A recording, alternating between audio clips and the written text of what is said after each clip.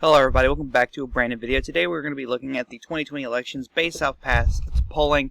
We're going to be looking at polling from June to Election Day, and we're going to be looking at every single state that was won by either Donald Trump or Hillary Clinton by less than 15% in 2016.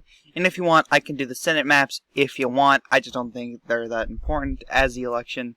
Or wait, that's not what I mean. Never mind. Okay, so let's just get on to it. So here's the map thus far. Everything in gray are the states that have, not been, that were won by 15 or less. And the states that are in red were won by 15 and up, blue 15 and up, etc. That leaves Joe Biden with 135 electoral votes and Donald Trump with 113. So first up, we have Washington. We're going to start off, as I always do, west to east for some strange reason. From Washington, the polling so far has it up 22 in Joe Biden's favor. If we were to look at past polling, there was a +6 gain from polling from June to Election Day from Obama in 2008. A +3 Democrat gain from June of 2012 to Election Day 2012. A +2 Democrat gain from June 2016 to Election Day 2016, which gives us an average of +3 Democrat. And the results will be a +25% win for Joe Biden. So it will put Washington in the safe column. Oregon now is currently polling at +9.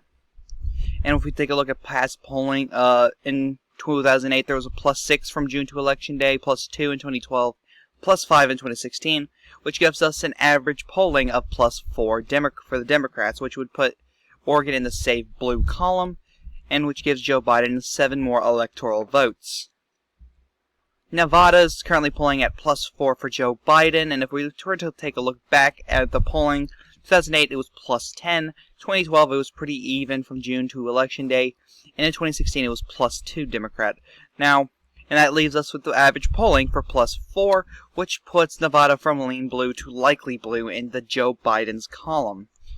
Now, this is all based off polling. If you say that I'm stupid, this is all my prediction, it's not my prediction. I'm just doing whatever the polling says. Arizona polling currently has it at +4 Democrat, or +4 for Joe Biden. And if we take a look at the past Arizona polling, 2008, it was McCain +17 in June, and it went from McCain for 8 on Election Day, which is +9 for the Democrat. 2012, it was a +6 gain for Republicans.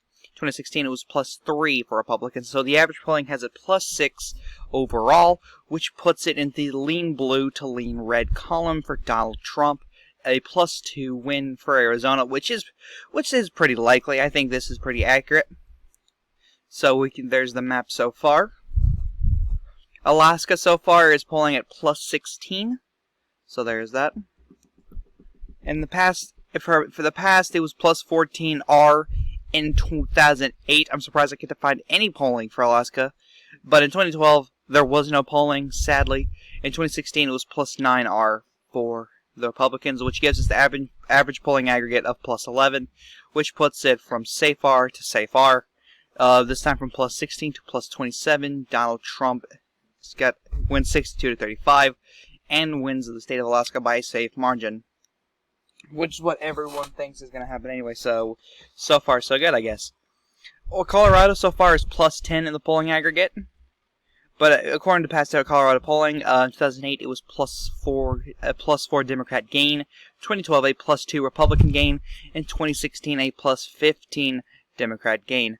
And of course, this is all from this. Now again, I will preference this from June 2008, June 2012, June 2016 to Election Day. So don't get angry. And if you're asking how I got all this data, I used Real Clear Politics and copy pasted the website URL into the Wayback Machine. Yes, I'm a genius.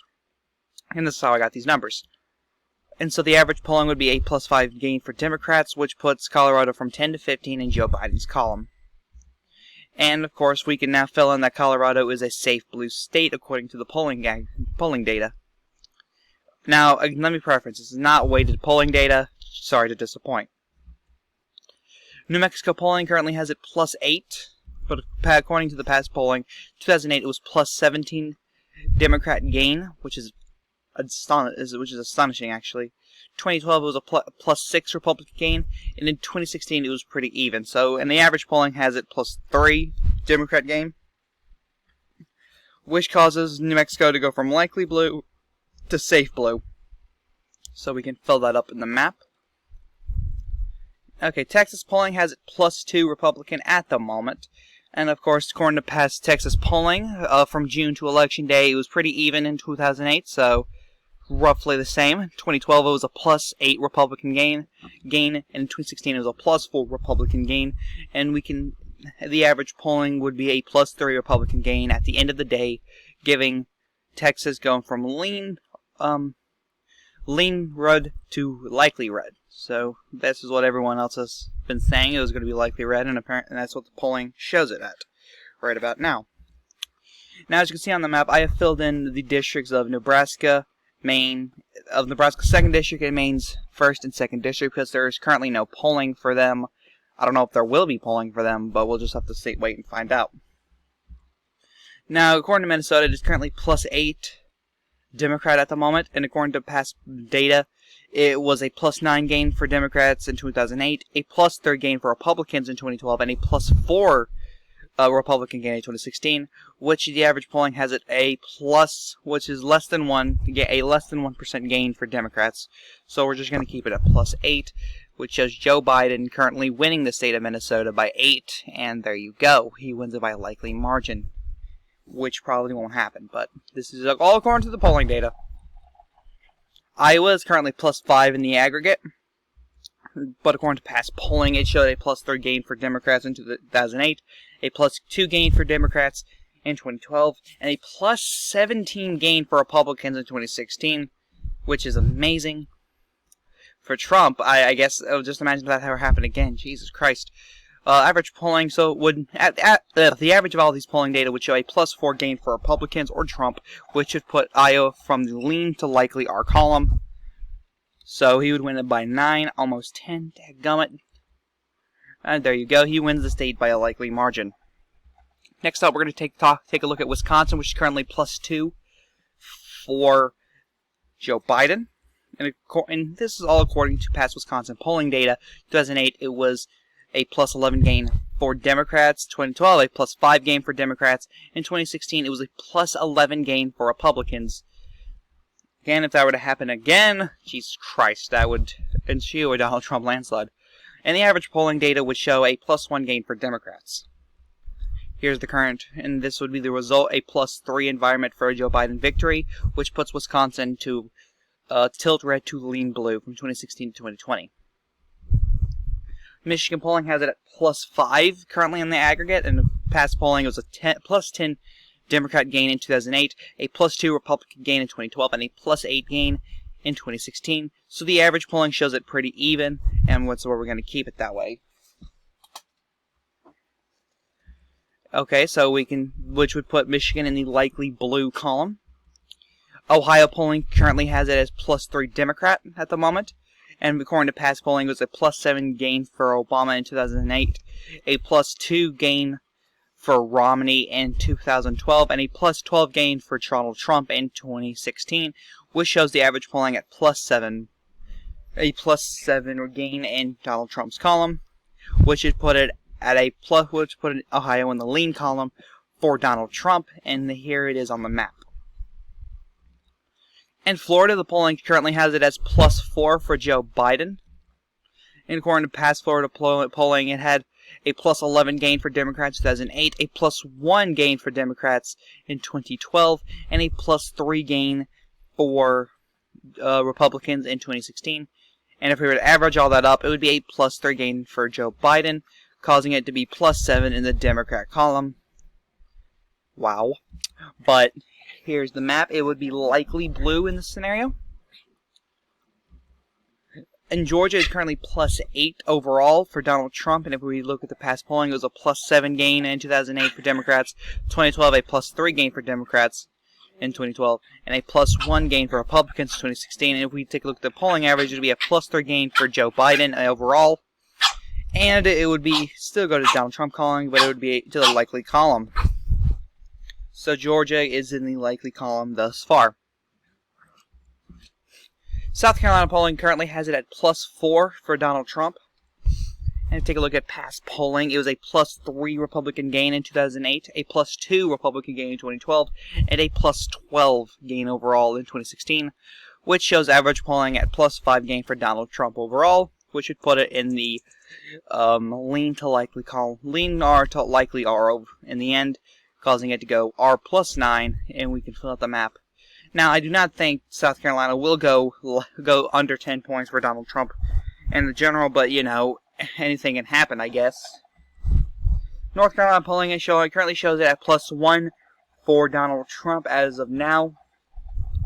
But if you take a look at past polling, from June to Election Day, in 2008 it was a +5 gain for Democrats, 2012 a +1 gain for Democrats, and in 2016 a +2 gain for Republicans, which shows +1 gain for Joe Biden in the end, which shows the results pretty even, and of course this would tilt for Donald Trump. So there you go. It was our first tilt state. I was expecting a lot more tilt than this, but whatever. Virginia polling currently has it at +10 for Joe Biden. If we take a look at the polling in the past, it was a +10 gain for Obama in 2008, a +1 gain for Obama in 2012, and a +1 gain for Clinton in 2016. And the polling average would be a +4 gain for Joe Biden in the end. Virginia, the result would be from 10 to 14 in Joe Biden's favor, causing it to go safe in 2016. In Pennsylvania, we currently have a +4 for Joe Biden. If we take a look at the past polling, Obama had a +5 gain in 2008. Mitt Romney had a +3 gain in 2012, and Donald Trump had a +5 gain in 2016, which would reveal the polling average to be +1 for Donald Trump come 2020. And that would go from +4 to +3 for Joe Biden's column, but he would still take the state of Pennsylvania. We can fill out the map. It'll go lean blue. Delaware currently is at +16 for Joe Biden. Take a look at the polling. In 2008, it was +15 gain for Obama. There was no polling in 2012. But in 2016, it was a +1 gain for Hillary Clinton. And if we were to take a look at the polling, it would be +8. A +8 gain for Joe Biden in the end, which is a +24 environment. Joe Biden wins state of Delaware by a safe margin. There's the map. Now we're going to take a look at New Jersey. It's currently polling at +19. Past polling shows a +12 gain for Obama in 2008, +2 gain for Obama in 2012, and it was an even split between 2016 polling. Polling average would be +4 gain for Joe Biden, causing him to win the state by 23 points. Here's the map. I filled in New Jersey as safe blue.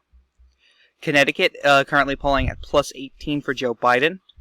Take a look at the polling. Obama had a +9 gain in 2008. He would go on to have a +7 gain in 2012, and Clinton would have a +5 gain in 2016, causing the polling average to be +7 gain for Joe Biden in the end. He would win the state, according to the polling, by 25 points. Also, there's no Rhode Island polling, so I'm also going to fill in Rhode Island. So we have Connecticut and Rhode Island, safe blue. We can all agree on that.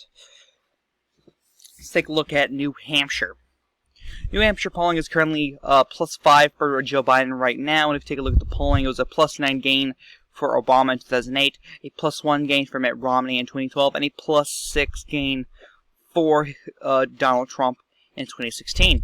And the polling average would be 0 or even, causing the result to be the same as the current polling right now. Joe Biden would end up winning New Hampshire by a likely margin.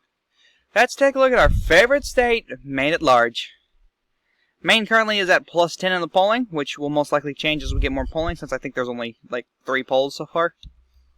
But past Maine polling currently, past Maine polling in the past shows a +2 gain for Obama in 2008, a +3 gain for Obama in 2012, and a +5 gain for Donald Trump in 2016, causing the polling average to be even, so no change. So Joe Biden will still win the state by 10, causing the state to be safe. Now, in June, based off all the polling data we have, Joe Biden wins the election 307 to 231. I'm going to get a lot of hate for this, even though they don't, because that'll just prove they don't know the concept of the video. But of course I will do this again come July, because I'm crazy as hell. But anyway, guys, this is the Caddick one. This map will change as time goes on. Heck, we might even see states like Wisconsin and Maine-at-Large flip to Trump. Who knows? Maybe South Carolina will go safe red. Who knows? But there's not a lot of polling for some of these states, you know, like South Carolina, Rhode Island, Connecticut, you know, states that were one safe in 2016. So that's why there's probably not a lot of polling there. You might be asking, why haven't you done Utah? Because it was won by Donald Trump by 18 points, so I'm not going to touch it. So anyway, guys, this is the Caddick one saying, peace.